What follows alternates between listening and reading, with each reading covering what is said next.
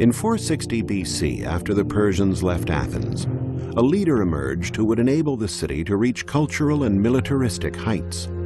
His name was Pericles, and he is credited not only with major democratic reforms, but in rebuilding a powerful army and creating some of the greatest monuments of all time.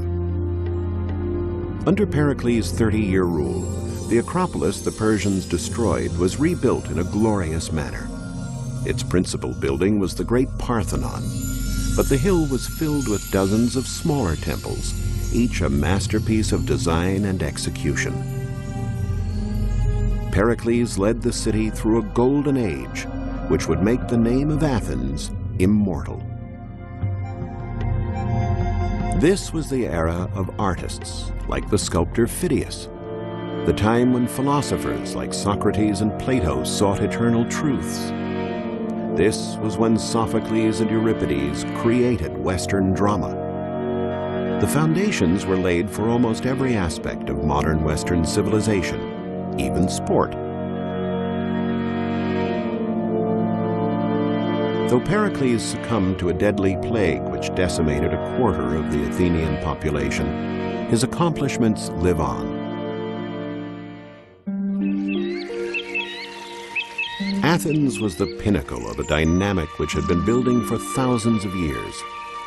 Greece is a land of contrasting, often spectacular landscapes. The ancient Greeks believed its woods and waters were populated by gods and goddesses and other supernatural creatures of every kind. In fact, the land was inhabited by a surprising range of very real creatures.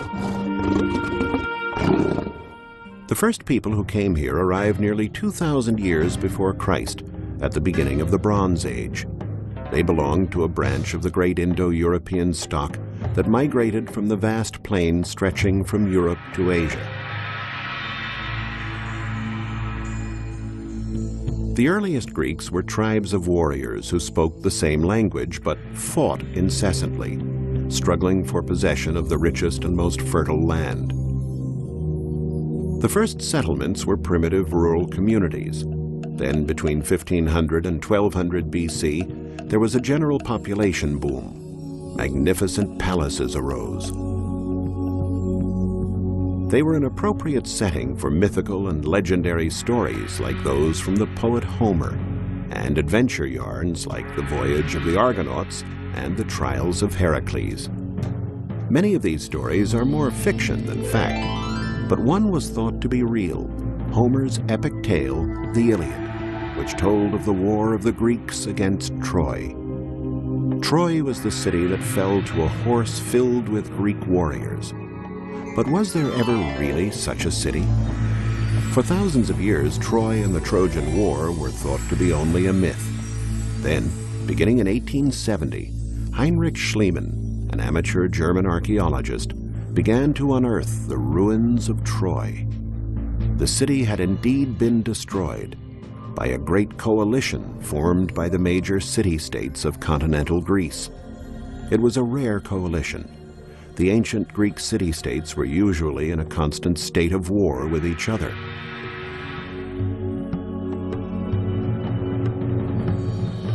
By the 5th century BC, there were about 4.5 million Greeks. It was at this time that Athens emerged as the most famous of the city-states. Athens still lives and thrives today. The modern city surrounds the Acropolis and the remains of the ancient city, showing thousands of years of continuous human habitation. Packed with a population of about 5 million people, it is often chaotic and polluted. Still, it is a living link to a vanished ancient world. In many places, the different periods the city has passed through are stacked one upon the other.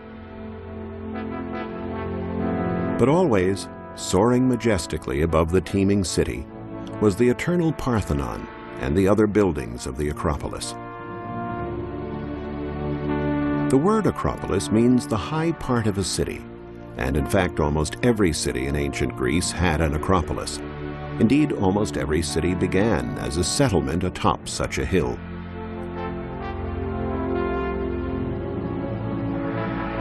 Such sites were natural forts, protection against marauding beasts and enemy armies. Even as the ancient city grew and spread, the Acropolis was where the most important people lived. The Acropolis was where philosophy was debated and government conducted. Most significantly, the Acropolis was where gods and goddesses were worshipped in mysterious sacred rites. In the Mycenaean period, around 1200 BC, the original huts were replaced by fortifications, which later legends said were built by mythical giants. In 450 BC, the Acropolis took on the architectural appearance that established it as the center of Greek culture. The magnificence of the Acropolis remained intact even after the decline of Athens following its defeat by Sparta. Later, in the 2nd century AD, the Romans added new walls and buildings, like the spectacular theater of Herodes Atticus. During Pericles' lifetime, Athens was at the height of its splendor. Yet even as great political and cultural events were unfolding, citizens could lead a comfortable, enjoyable daily life. Families thrived and people lived together in a period of relative bliss and peace.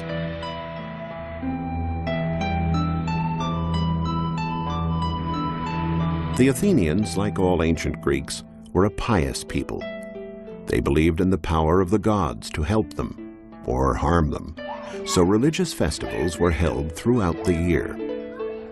The head of a family would make periodic sacrifices to the gods. There were also special offerings made for particular occasions, as when a family member had fallen ill or was about to begin a dangerous journey.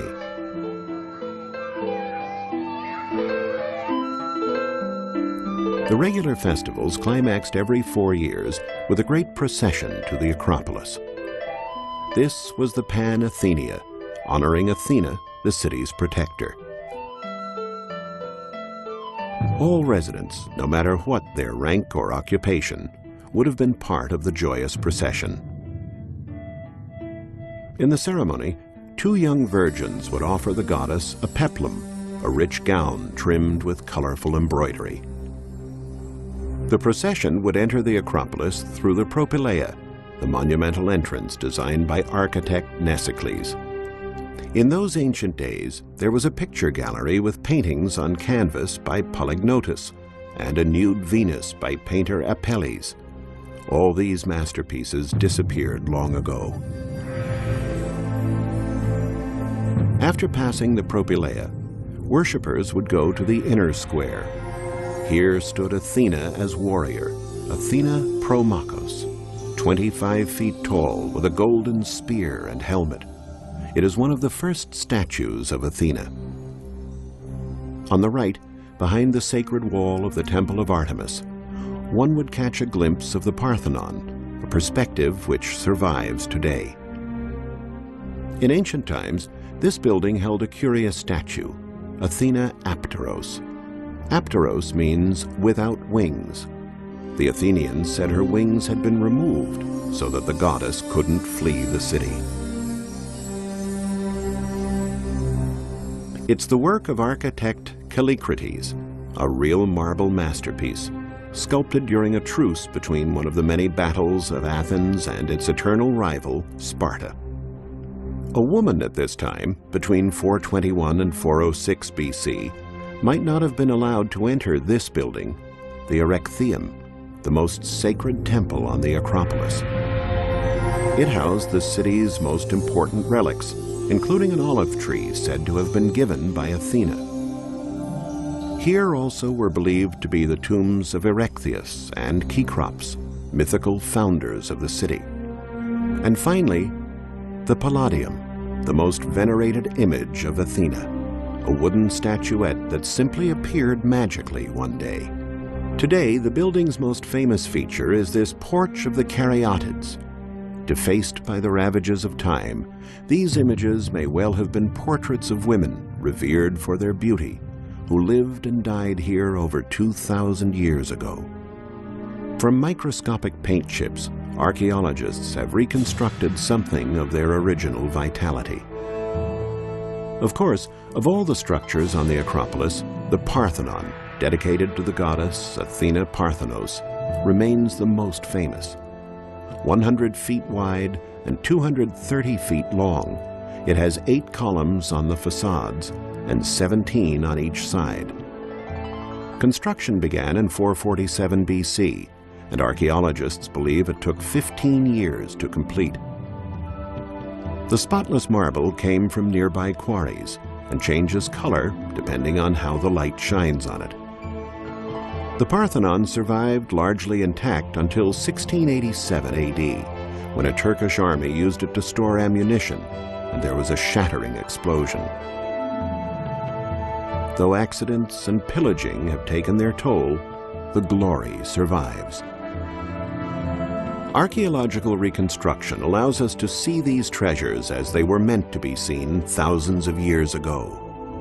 A look at the eastern gable shows scenes of the mythical battle for control of Athens between the goddess Athena and Poseidon, god of the sea, which, according to mythology, was fought on the Acropolis. Wonderful as the exterior of the Parthenon was, the real meaning of the Parthenon lay inside.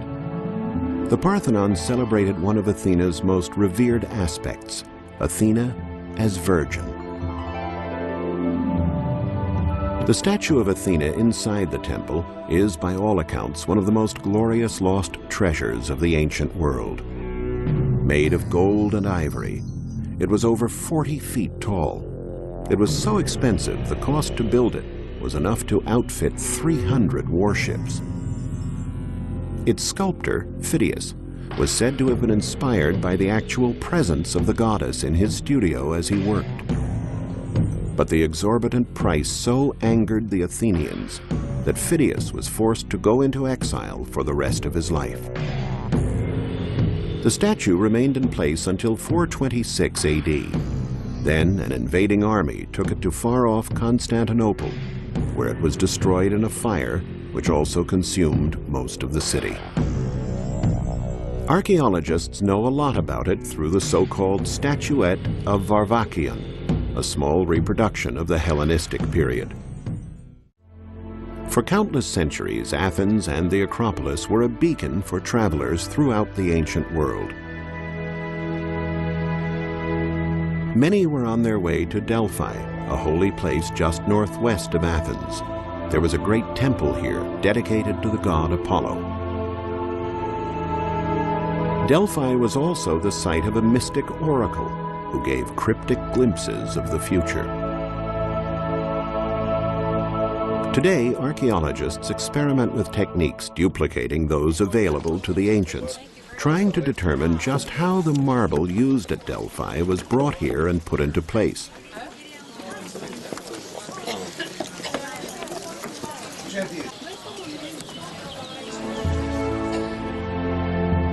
This was built by the people of Athens in thanks for their great victory against the Persians at the Battle of Marathon in 490 BC.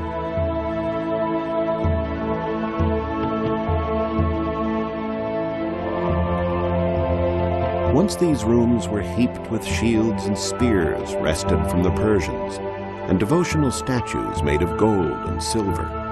But of course, all these treasures are long gone. Greek women at this time would have visited Delphi, adorned with jewelry and other ornaments.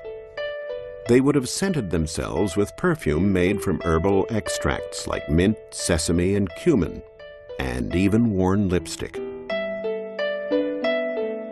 An ordinary day for a family began at dawn.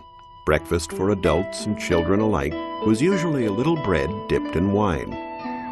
As the day went on, the wife would attend to the children and the house, while the husband left for a more public life.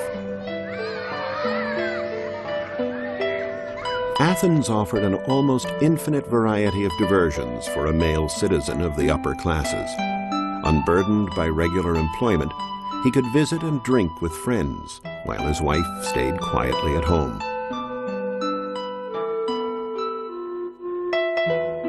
The men did do the shopping in an area called the Agora, offering a huge variety of goods: household utensils, vegetables, wine, toiletries, pottery, leather and wooden objects, miraculous herbs, and medicines. Inevitably, coins were dropped, rolled away, lost, and then found thousands of years later. They have proven that goods were paid for with both local currency and the coins of other city-states. Undoubtedly, the bargaining was vigorous. Another of the living links between ancient and modern Athens is the market in the city's Monasteirakis district. Then as now, it was a huge chaotic bazaar where you could buy just about anything. 200 years before Christ, one writer said, "In Athens, they sell everything in one place. All sorts of figs, bunches of grapes, turnips, pears, apples, and fish from every sea, lamb, animal entrails, myrtle berries, water clocks, chickpeas, cow colostrum pudding, and honeycombs." Even if one was of moderate income, the family would still have fish and beans, as well as lots of onions, cheeses, and garlic on the table at mealtime. The wine of the ancient Greeks had a high alcohol content, so it was diluted for serving. 1 part wine to 5 parts water. Mixing was done in large bowls and often flavored with scents like thyme, mint, and cinnamon. Outside the home, wine was a crucial social bond, particularly at the symposium. The word symposium literally means to drink together. Wives were not permitted to attend the symposiums of ancient Greece, but there were women present. They were courtesans, well-trained girls whose charms included dancing, music, and the reciting of comic and erotic poetry.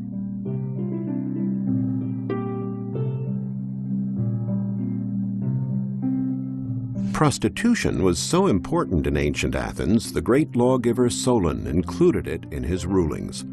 The trade was concentrated in Kerameikos, a section by the Dippolon Gate, one of the city's most important. The district was also famous for the thousands of craftsmen and artists who produced beautiful pottery, decorated with characteristic black and red figures. Pottery traded throughout the ancient world. Pottery production was a key component of the economic life of the ancient world, much like the automobile industry today. Potters and kilns kept busy 24 hours a day meant prosperity. In large measure, the life of Athens depended on what went on here. In another part of the city, the Agora, with its stoa, was a major center for local trade. Built in the 2nd century BC, it became another living link to the past when it was fully rebuilt in 1953. Today, it is the prestigious home of the Agora Museum.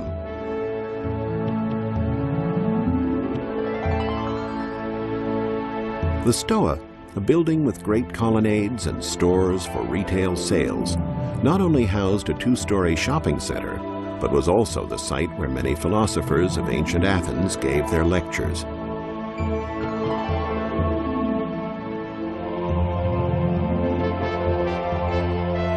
There were only male philosophers, no women, and men only were allowed to attend the lectures. Women were believed to be incapable of rational thought.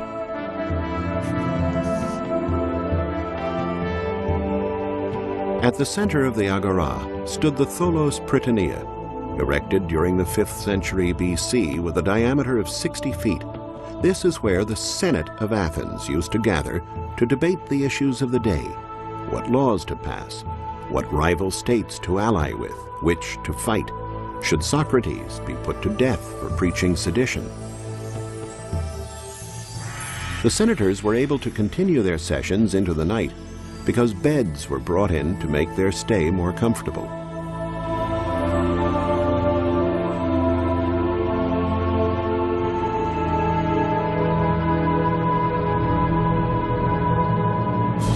The Thesion dominated the entire area. Although it was built during the time of Pericles, it remains in remarkably good condition. In large part, this is because of its conversion in the 5th century AD into a Christian church dedicated to St. George. It has 6 columns on the facade and 13 on each side. The building's conversion to Christianity did not affect the embellishments celebrating pagan heroes like Theseus and Hercules. There used to be a sacred area dedicated to the most important Greek gods where the subway now passes. The site was considered the center of Athens. All distances were measured from an altar that stood here. Workers building the subway found sparse fragments which, together with contemporary accounts, allowed archaeologists to envision the site as it was then.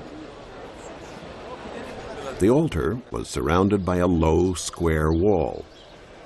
Drinking fountains were situated at the 2 entrances to allow visitors to cool down, and a small altar was in the middle. Further on is the Stoa of Zeus Eleutherius, another place where men like Socrates and Plato developed the philosophies which would shape Western thought. Today, city managers are assessing the feasibility of a project to restore the precious ancient site. In a sense, vast reaches of time are condensed in a place like Athens, the bustling present and the distant past coexisting as one. Athens, which survived the Persians and the plague and all the assaults that followed. Athens, the stage for endless human drama, thousands of years connected by the concerns of countless humans, mothers sending their children out into the uncertainties of an ever-changing world. Athens, the city of philosophers and artists, extraordinary people. Athens, favorite of the gods and goddesses. Athens, the favorite of time.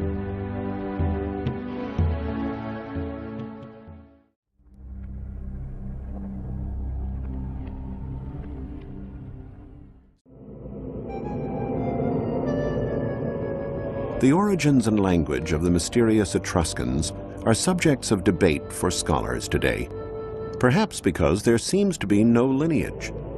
The negligible remains of the people of Etruria have nothing to do with the pyramids, temples, or other vestiges of ancient Egypt, and it's impossible to make a comparison with the Greeks, who left us with incomparable works of art like the Parthenon. And the Romans, they came later. But though the origins of the Etruscans are unknown, we have discovered a lot about Etruscan culture, from findings and archaeological digs in the Tuscany countryside. In the 6th century BC, Rome was still far from being the great capital of the world.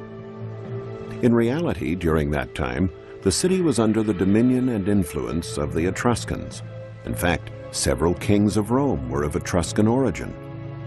While ruling Rome, the Etruscans built the architecturally accomplished Cloaca Maxima, a huge drain that conveyed sewage from quarters near the Roman Forum into the Tiber River. The influence of the Etruscans reached as far as Pompeii, and their fleets threatened Greek and Phoenician settlements on Sardinia and Corsica and on the Côte d'Azur.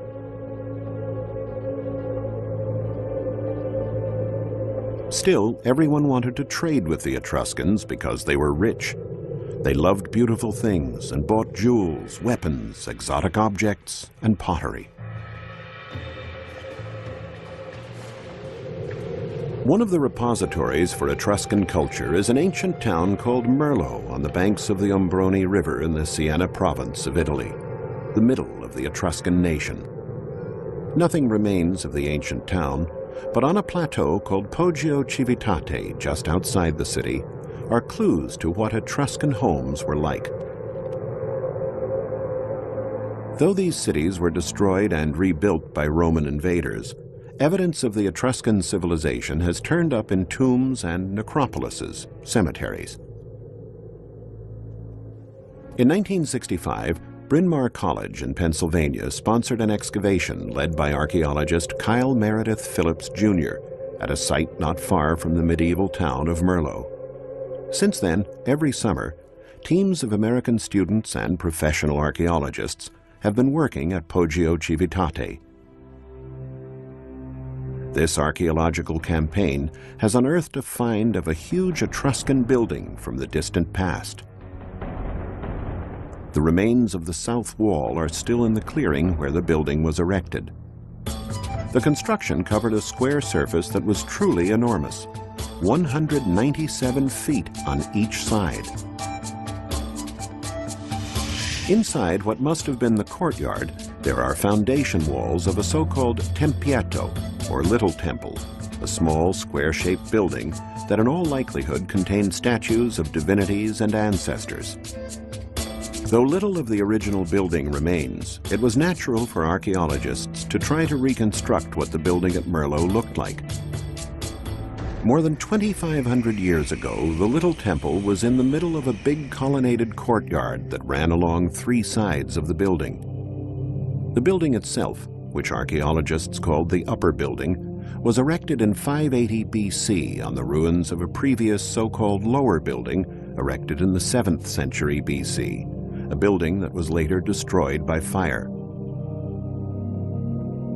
Archaeologists still don't know if it was the home of an important family or the meeting place of a league formed by various Etruscan cities. They found many terracotta statues on the roof, some of which had a peculiar headdress with a wide brim. The statues are called acroterii, a Greek word that indicates their position on the roofs of temples and buildings. They also unearthed ivory statuettes and precious stones that prove how wealthy the inhabitants of the building were. All the findings from the building at Poggio Civitate are now on view at the Merlo Museum, set up in a home of the ancient medieval town.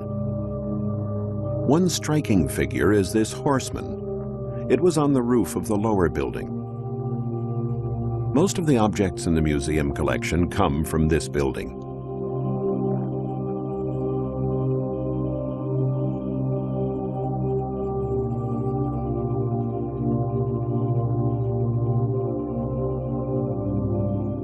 Part of the roof of the more recent building was reconstructed, and some of the acroterii that used to decorate it were repositioned on top.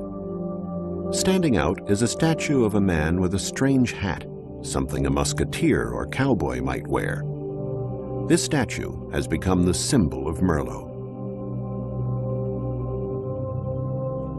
These terracotta plates show aspects of everyday life. This one depicts a banquet. At the time, the plates were decorated very colorfully. The upper-class Etruscans loved the pleasures of life. Banquets were held in elegant settings among damask cushions, candlesticks, and expensive tableware, with waiters serving and musicians livening up the atmosphere. Frescoes found in tombs at Tarquinia, a city in the north of Latium, provide us with more detailed information on the daily life of the Etruscans. Frescoes in the Tomb of the Leopards, built in the middle of the 5th century BC, also depict a banquet scene, with musicians playing and slaves working as waiters. There is a couple on every bed. Because of these frescoes, we now know that unlike Greek and Roman women, most Etruscan women used to lie beside their mates, happy to take an active part in festive banquets. This freedom was unique in the ancient world and used to shock Greek and Roman travelers at that time. Greek historian Theopompus of Chios, who was thought to have the most malicious tongue of ancient literature, wrote in the 4th century BC, "Etruscan women don't feast only with their husbands, they feast with anybody. They don't mind appearing nude in public and gladly do exercises at the gym beside men. Plus, they eat and drink a lot and are really good-looking." This was a privileged position compared to women of other civilizations of the ancient world. The nearly equal relationship with their husbands made women feel self-confident and proud, and naturally a woman like that loved to dress well and adorn herself with magnificent jewels. Over 3,000 Etruscan bronze mirrors still exist today. There are inscriptions on the back of the mirrors proving that in a period of widespread illiteracy, Etruscan women knew how to read and write. The area around Merlot has become famous not only for the excavations, but also for important research in the field of genetics. One of the mysteries that has engrossed historians and scholars is the disappearance of the Etruscan civilization in a short span of 2 centuries. We know that it was assimilated by the Romans, the new rulers of the world. The question was, were there any descendants of the Etruscans that survived the centuries? Researchers have concluded that the inhabitants of Merlot are the direct descendants of the Etruscans. The Italian Council for Scientific Research had conducted a study on the genetic heritage of Italians. It was noted that there are 3 genetically different areas in Italy, which correspond to precise geographic locations. The most homogeneous of these areas, the one with the highest concentration of a certain genetic type, is the area of Tuscany, the ancient homeland of the Etruscans, particularly the area around the town of Merlot. Genetics researchers, now working with modern DNA or genetic code techniques, are anxiously exploring whether the DNA of the inhabitants of this beautiful town corresponds to that of the otherwise extinct Etruscan people. Besides Merlot, another important commercial area of Etruria is a place called Volterra, one of the most ancient cities of Italy. Volterra's name has not changed much in almost 3,000 years. Back then it was called Velathri. Like many Etruscan towns, it occupied an easy-to-defend, naturally strong position on a hilltop which dominated the valleys of the Era, Elsa, and Cicigna rivers. Volterra was a flourishing town whose inhabitants lived off their craftsmanship. They became famous for their work with alabaster, a type of soft rock that is easy to carve and is plentiful there. Though there were many types of alabaster works, it was the urns that were exported to most of Italy. Modern carving of alabaster, which prospered anew in the area at the end of the 18th century, forms a perfect link between Etruscan workers and modern craftsmen.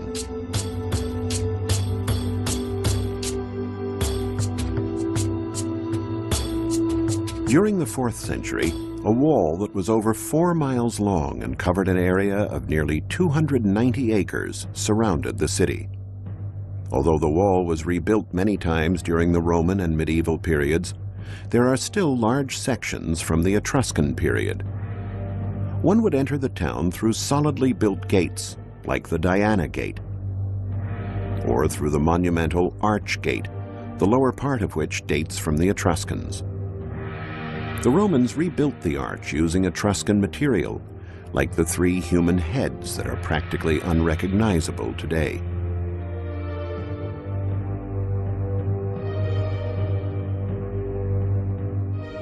But the most substantial traces of Etruscan Volterra are found in the zone of the Acropolis, where the park of the castle is today. The area contains many archaeological ruins, mostly building foundations, situated along an ancient road network of the city.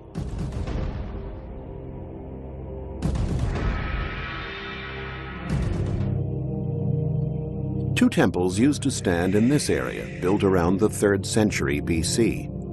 The purpose of the small building shown in close-up is another mystery scholars have not yet managed to unravel.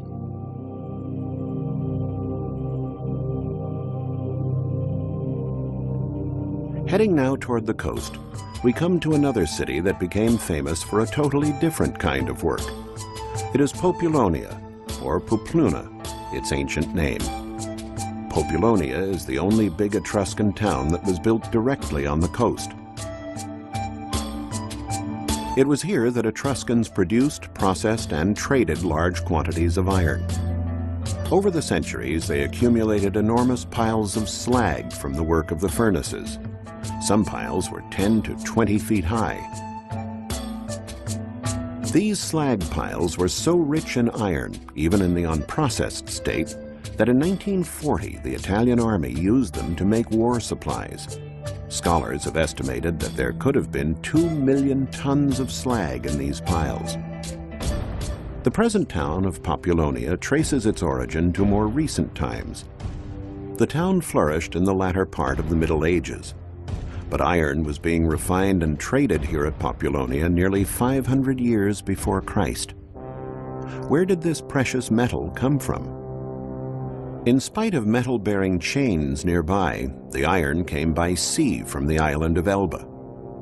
The inhabitants of Populonia were able to transport the metal and protect it from the many Phoenician and Greek pirates and rivaling Etruscan cities, thanks to a powerful fleet. The citizens grew rich in a short span of time, owing to the iron trade.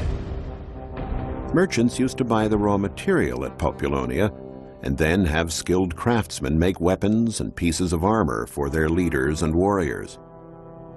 The material piled up for centuries, and much of it ended up being buried in necropolises.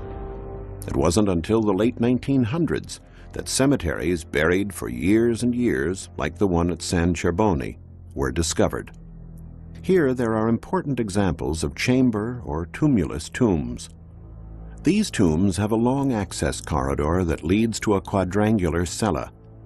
The diameter of the cylindrical tambour that covered it could be as long as 90 feet. Mighty walls defended the upper part of the city, or Acropolis, where sanctuaries and other public buildings were erected. At the time when Populonia was at the zenith of its splendor, the city walls looked like this. In the background, the outlines of the buildings on the Acropolis are silhouetted on the horizon.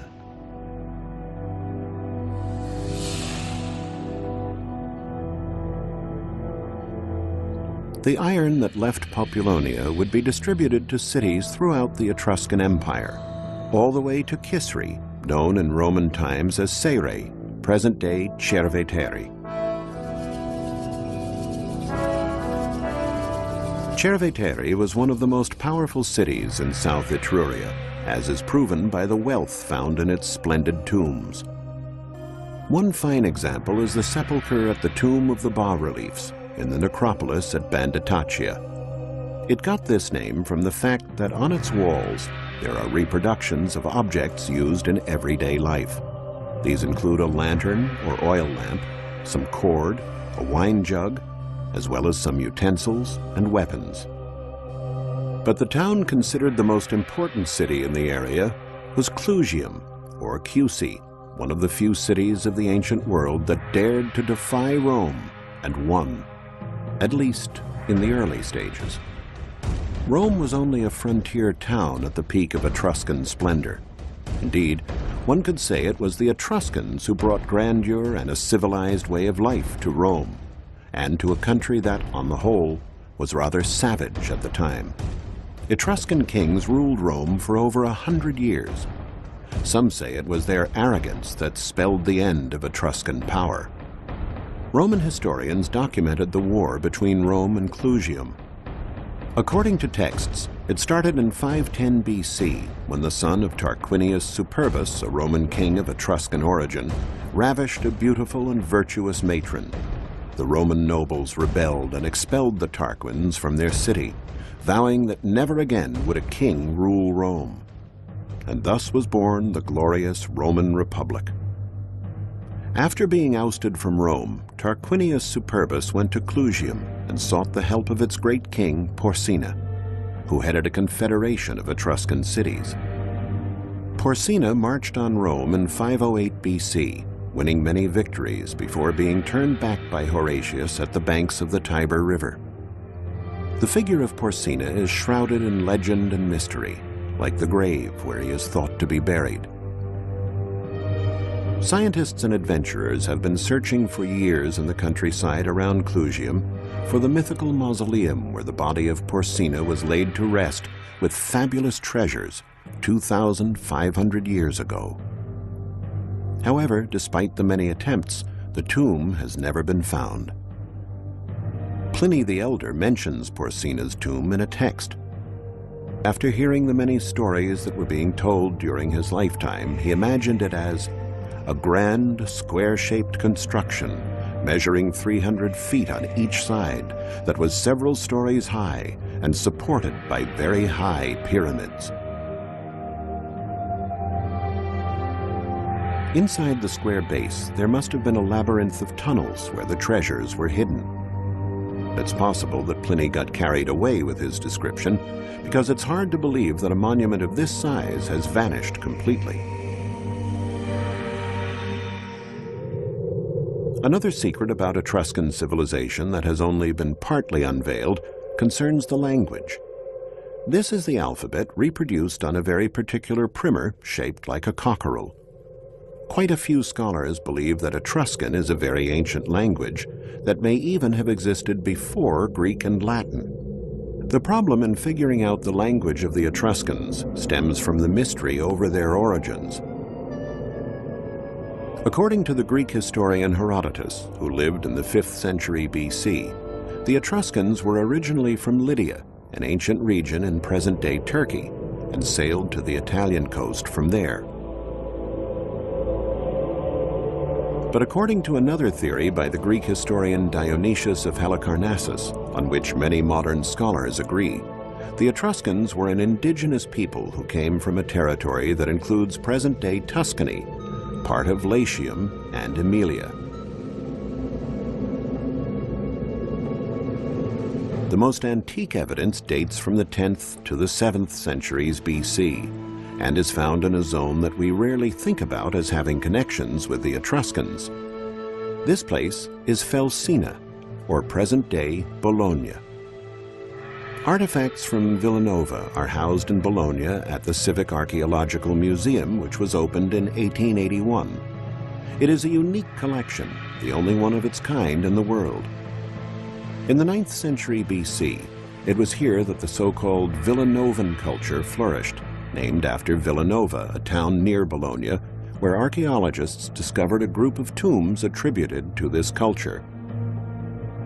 Many scholars believe the inhabitants of Villanova may have been the ancestors of the Etruscans. In these tombs, the deceased were cremated and the ashes kept in ossuaries or urns, biconical-shaped vases covered with an upturned bowl. This specimen dates from the 9th century BC. The urn was put in a hole in the ground lined with pebbles. Sometimes the earth was kept back by stone slabs. Personal items were also put into the tomb, either directly in the ossuary or beside it. Items like fibulae, used more as ornaments than to fasten garments. There might have been a sharpened razor in bronze. The presence of razors in almost all men's graves leads us to believe that unlike the Greeks, Etruscan men preferred to have clean-shaven faces. An axe blade, also in bronze, used both as an implement and as a weapon, would also have been included. In women's graves, they also found fibulae, often decorated with swastikas or of the twisted arch type. But there would also be humble objects like whorls, which were weights put at the end of the spindle, and naturally, thread spools. Also included would be armilas, bronze bracelets, and some pearls and amber pendants that were perhaps tied to each other to make a necklace. D.H. Lawrence said that to the Etruscan, all was alive. Indeed, from frescoes found in tombs, it is evident that the Etruscans were an active people. They loved public spectacles, performances in the square, and athletic competitions. They loved to go hunting and fishing, but also appreciated music and big banquets. The stature they gave women made them unique among ancient civilizations. But after they were driven from Rome, the Etruscans never regained prominence. By 280 BC, all Etruscan cities had either surrendered or died under Rome's sword. In a land they had enriched, now only their tombs survive. And nearly all that we know about their way of life comes from their way of death. Mysteries about the land of Etruria can now only be solved from secrets buried in the depths of the earth.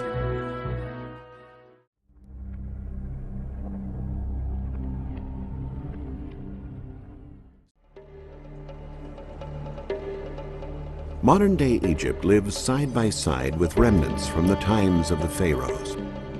Giant statues,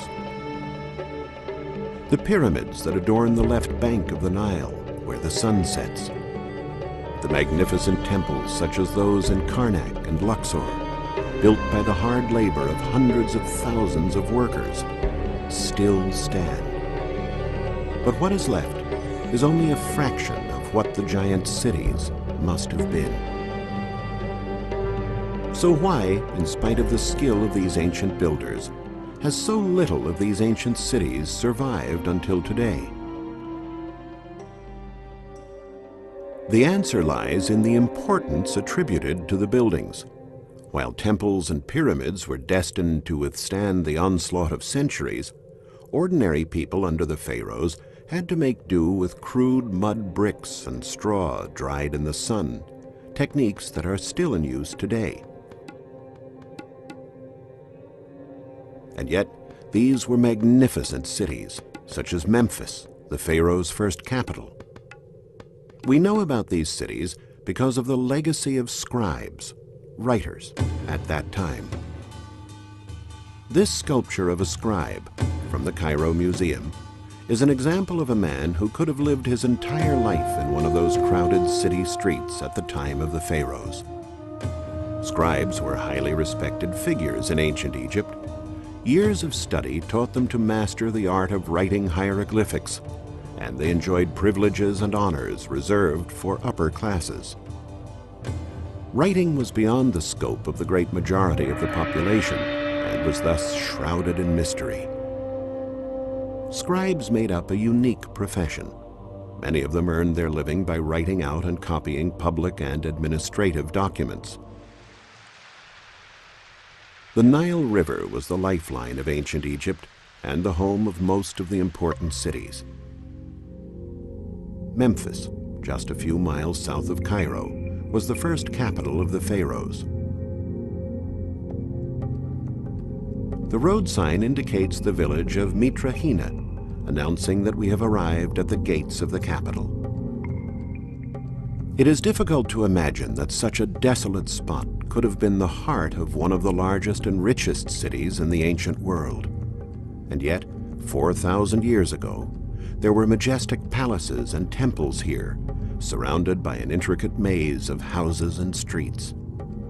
Memphis was home to some of the greatest minds of the era, brilliant scientists and refined sculptors, artists that created this alabaster sphinx, or this statue of Ramses II, one of the most impressive in all Egypt, buried under the sands for thousands of years. Nowadays, nothing remains of the ancient splendors of Memphis beyond this simple village, which is surrounded by the desert and a few date plantations. What became of this powerful metropolis, founded by King Menes in 3100 BC?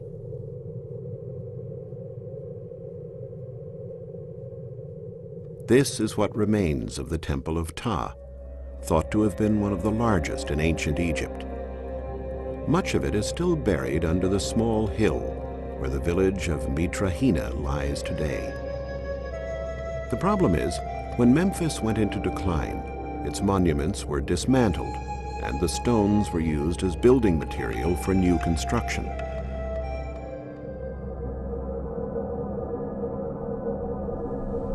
In the distance, you can see one of the many temples that adorned Memphis in a later period.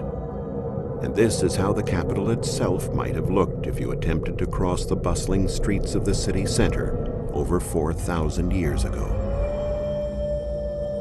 As scribes have indicated, bakeries were an important part of life at that time. If you needed bread in the morning, you would have gone to a bakery like this one and bought a very special tasting bread. Bakers would remove the soft inside part of a loaf and sprinkle it with vinegar and water. Then the hollowed-out loaf would be stuffed with a mixture made of pepper, honey, mint, coriander, cheese, salt, and oil. The oven stood in the courtyard of the baker's workshop. Bartering was the sales method used, as money wasn't introduced until 500 BC, many years later. If you had to get some official papers signed, you would have to go to the residence of a high state official, who probably lived in a luxurious and prestigious house like this one. In the large dining room, he would probably have a display of exquisite vases, jars, and furniture, a mark of the taste and status of their owner. The higher social classes loved to surround themselves with exquisite objects and wore elegant clothing complete with wigs and jewelry. Perfumes and cosmetics were also widely used by men. It was the custom to wear a cone of ointment on one's head, which melted in the heat of the day, saturating wigs and garments with perfume. In homes like this one, owners entertained their guests with sumptuous banquets. But what types of food and drink would be served at the table of a rich Egyptian? What was their diet? Since Egyptians aspired to reach the grand old age of 110, the recommended diet was varied and sensible. They ate 3 meals a day, a snack in the morning and another toward midday, and then the main meal, which corresponds to our dinner. There was no cutlery. Even the pharaoh and his family ate using their fingers, though it was considered good manners to use only the 3 fingers of the right hand. Then as now, bread was produced in a number of different varieties, and it was kneaded by using hands or even feet. Despite the attention paid to their diets, the ancient Egyptians were found to have bad teeth. Archaeological studies of numerous mummies have proved this. But how could they have good diets and bad teeth? The answer, surprisingly enough, was due to the bread. Since it was produced with stone-ground flour, it contained high quantities of sand, not something you want to crunch on. If you had problems with your teeth, you would have to go to a dentist, a profession that was in great demand at that time. The Egyptians loved their vegetables: garlic, onions, cucumbers, turnips, and lettuce. These were believed to make men amorous and women fertile. They also ate large amounts of seeds from chickpeas, broad beans, and lentils, which were exported all over the Mediterranean. Their favorite fruits were figs, pomegranates, and dates. Roast or grilled beef was considered a delicacy, though the preference was for birds such as geese, ducks, quail, pigeons, and even pelicans, which were also eaten by poorer people. On the other hand, it seems that chickens never appeared on the tables of the pharaohs and their subjects. Wine and strong beer were served at dinner. The wine was kept in sealed pitchers that had labels showing its name, origin, and vintage. These labels are some of the most curious written documents of the ancient world. The invention of writing took place around 3000 BC. As it spread, it allowed for organization of files and record-keeping within the country for the first time. Early writing was derived mainly from the observation of nature. Called hieroglyphics, it was a writing system that aimed to represent ideas by means of drawings. The word scribe, for example, was composed of the hieroglyphic zesh. It portrayed a scribe's work utensils: a palette with slots for red and black pigment, a jar or a water sack, a reed pen or a tool for smoothing papyrus, all tied up together. Thanks to this writing system and to the cursive version, hieratic script, we can understand the Egyptians' myths, fables, and scientific texts, along with their novels, travel journals, and adventure stories. The first adventure story in history is Egyptian, the story of Sinuhe, which was written more than 3,000 years ago. Egyptians had a strong sense of family, and women enjoyed a great deal of authority. The most common demonstration of affection was rubbing noses, while kissing was rare. Marriage was very important in ancient Egypt. The pharaoh could have more than one wife and, if he had the chance, lots of concubines. The man's goal was to give at least one child to each woman in his family. This is why Ramses II, one of the greatest Egyptian pharaohs, whose mummy is at the Cairo Museum, fathered more than 140 children. If you were looking for a lover and you couldn't find your way into their heart by regular means, you could resort to magic. Egyptians believed firmly in magic powers. There were magic cures for illnesses, formulas to ward off the evil eye, and love potions. Further down the Nile is Luxor, about 440 miles south of Cairo. Today it is a quiet place with boats skimming over the calm river waters and the narrow streets of the bazaar crossed by horse-drawn cabs popular with tourists. Luxor is the site of the ancient Egyptian city of Thebes, once the most powerful city in the world. Thebes was made capital instead of Memphis after its princes drove off the Hyksos people who had invaded Egypt around 1500 BC. Thebes, the city of 100 gates. A city where only the grains of desert sand exceeded the riches that its 500,000 inhabitants had accumulated. Unlike Memphis, Thebes has not disappeared completely. Amongst the modern buildings, you can still see temples, avenues of sphinxes, and other imposing structures of its magnificent past.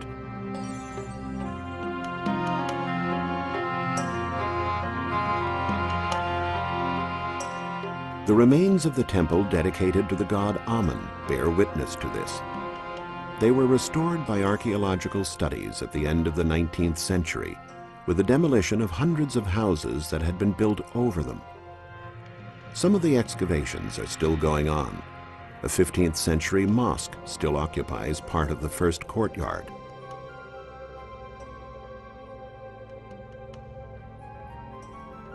The temple lies parallel to the Nile.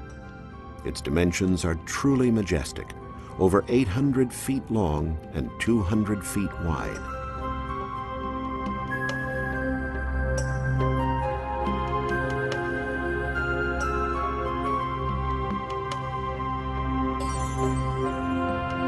On this occasion, the statue of Amun left its more permanent residence in the Temple of Karnak and was moved on a sacred boat to visit this temple, its Ipet-Reset, or Southern Harem.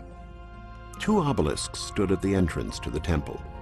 Now only one remains, but it is truly grand, over 80 feet high and weighing more than 230 tons. What happened to the second obelisk? Watching over the entrance are colossal statues of Ramses II, the pharaoh who was a fearless warrior. In the northwest corner of the temple's first courtyard is the Mosque of Abu el-Hagag, held in great esteem by Muslims.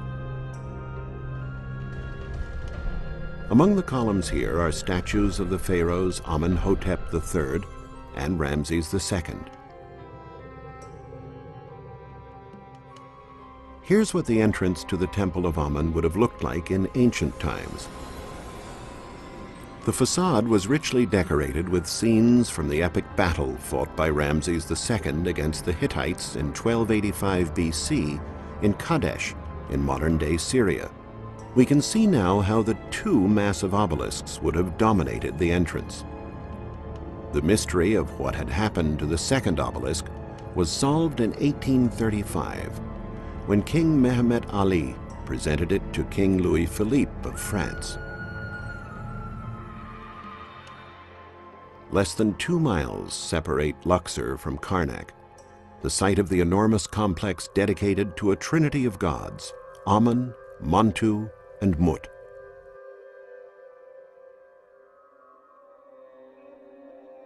Ten pylons, enormous surrounding walls, and hundreds of columns are laid out over a surface area that is more than 4,000 feet long and almost 2,000 feet wide, making this the largest temple ever built anywhere in the world.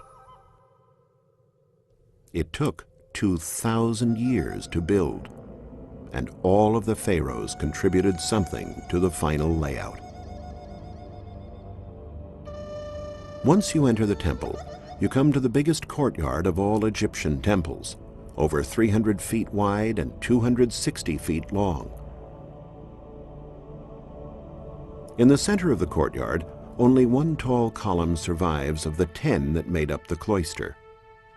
These were built by Pharaoh Taharka around 670 BC. This is where the sun boat was kept, which was used for the solemn processions from Karnak to Luxor. Let's see how the site would have looked in all its majesty. The cloister was composed of 10 columns that were each over 60 feet high. Behind the columns, you can see the decorations of the second pylon, which was erected by Ramses II.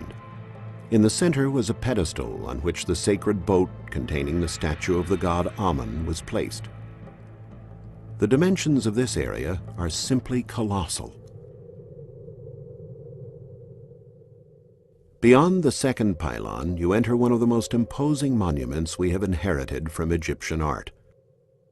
The huge hypostyle, which was 330 feet wide and 174 feet deep, with 134 columns.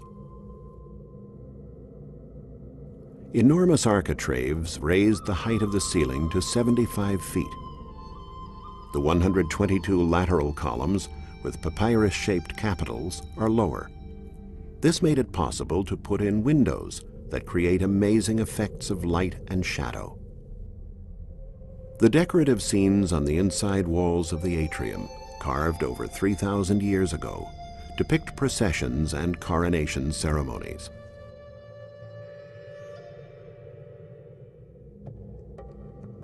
Here we can see Ramses II paying homage to the Theban divinities.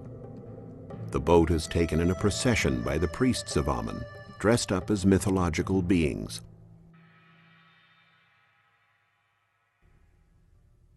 The central axis of the temple leads to the most sacred part of the whole complex, the granite room that held the sacred boat.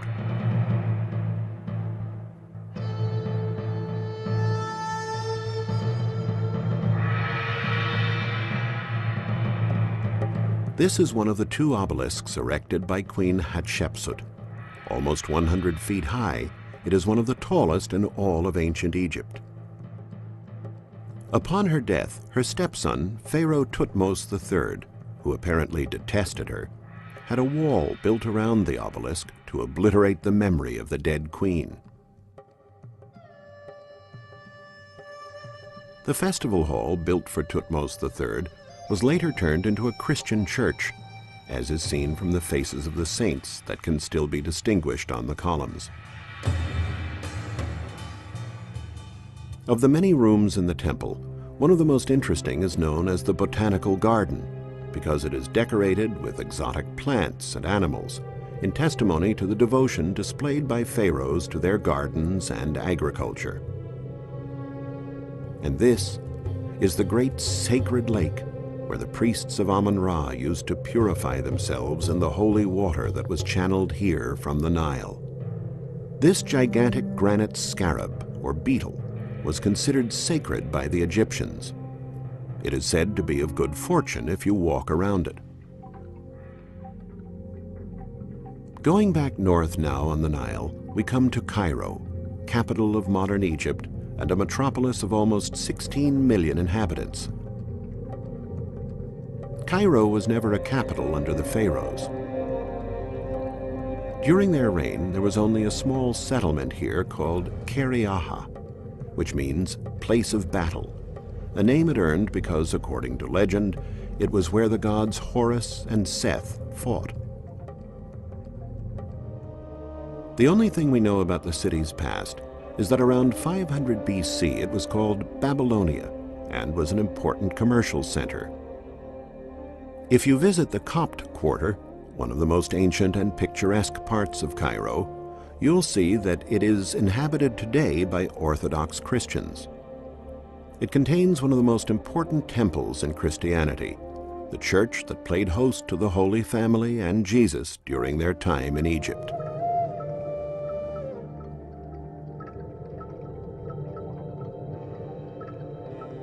During the Roman domination, Emperor Trajan had a fortress built here that was flanked by two huge round towers.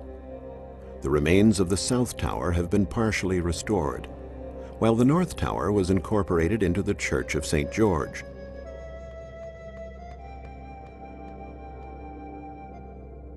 Further up the Nile, where the river hits the sea, is Alexandria, the city founded by Alexander the Great in 332 BC.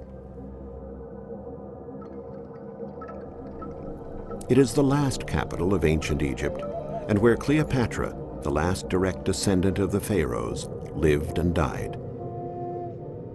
Today, with 6 million people, Alexandria is the second largest city in Egypt. Though it is an enchanting spot, like most modern cities, the chaotic traffic detracts somewhat from its appeal. In ancient times, it was the site of a great library, where thousands of scribes worked, documenting the ancient Egyptian lifestyle for posterity. By and large, however, the splendor of the ancient city has been completely buried under the modern neighborhoods. There was a famous lighthouse, the Pharaohs at Alexandria, built here in 279 BC, that was subsequently damaged by earthquakes. In 1480, Sultan Qaitbay used most of its remains to construct this fortress, a masterpiece of military architecture. Some of the lighthouse's granite columns can still be seen in the gate of the main tower and in the surrounding walls that plunge into the sea. Today, it is difficult to imagine the lighthouse in all of its ancient splendor. But when it was built, it was almost 400 feet high and became one of the 7 wonders of the world. The lighthouse was one of Cleopatra's favorites. This was her city, a city she loved more than the Roman generals she courted. With her suicide in 30 BC came the end of 3,000 years of rule by the Pharaohs. Egypt lost her independence and became a province of the Roman Empire. As time went by, many of the cities of the Pharaohs were abandoned and slowly fell into ruin. The simple houses built with mud bricks disappeared, and many of the monuments became open-air quarries, their stones used to make other buildings. Stones were even removed from the magnificent pyramids.